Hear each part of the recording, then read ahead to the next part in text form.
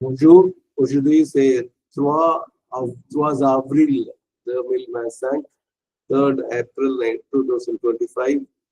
இன்றைக்கு 2025ஆம் ஆண்டு ஏப்ரல் மாதம் 3ஆம் தேதி வியாழக்கிழமை. ஷதி ஜூபிட்டர்ங்கிற கோளுக்குரிய நாள். குரு தமிழ்ல அறிவன்னு சில பேர் சொல்றது உண்டு. ஓகே, இப்ப 72ஆம் பக்கத்துல இருக்கிறோம். அதுல ஃபர்ஸ்ட் பாக்ஸ். அப்ப அவர் தொப்பியை தேடி அந்த ரூம்குள்ள போறதா கதை ஓடிட்டு இருக்கு. அதுல காந்தில்லா வியூ ல ஷாப்போ இல்ல ஆல் அவே டியூ க்ரோஷே. காந்தில்லா இங்க நல்லா கவனிங்க. QUANDங்கிறது வென் அப்படிங்கிற பொருள். ஆனா அந்த டியும் இல்லும் இல்லையே சொல்லாம டியை இத்து மாதிரி சவுண்ட் கொடுக்கணும். இதை பார்க்கிறாதீங்க. இது ஒரு ரூல். அந்த காந்தில்லான்னு தான் சொல்லுவோம், காந்தில்லான்னு சொல்லக்கூடாது. காந்தில்லா view. So when illa view na he has seen it, he saw it ன்னு வரணும். He was seeing it, but he has seen it better.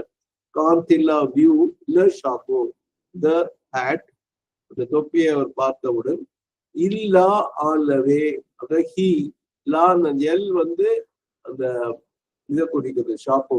அந்த எல்இ பிளஸ் ஆ அந்த ஏ இ டிராப் ஆகி அப்போஸ்ட்ரோஃபி வச்சு. So he took all awayனா he removed it. all away. இந்த லீவர்ங்கிற வார்த்தைக்கு இதுவும் இது வரும்.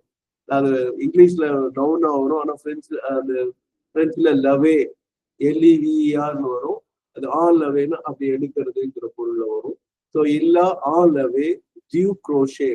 இந்த க்ரோஷேனா ஹூக்னு அர்த்தம். அந்த டியூங்கிறது DE + LE. பிரெஞ்சுல தே அ யூஸ் எல் அ. அப்போ க்ரோஷேங்கிறது masculine.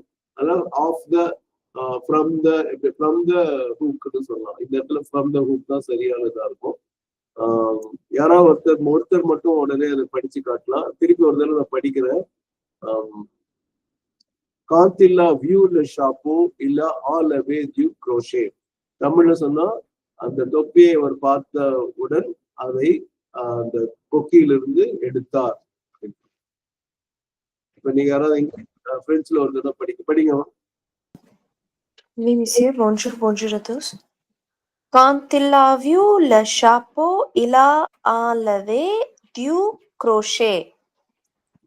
When he saw the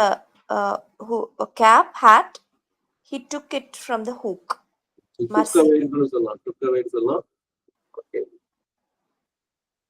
Okay, merci beaucoup à tous.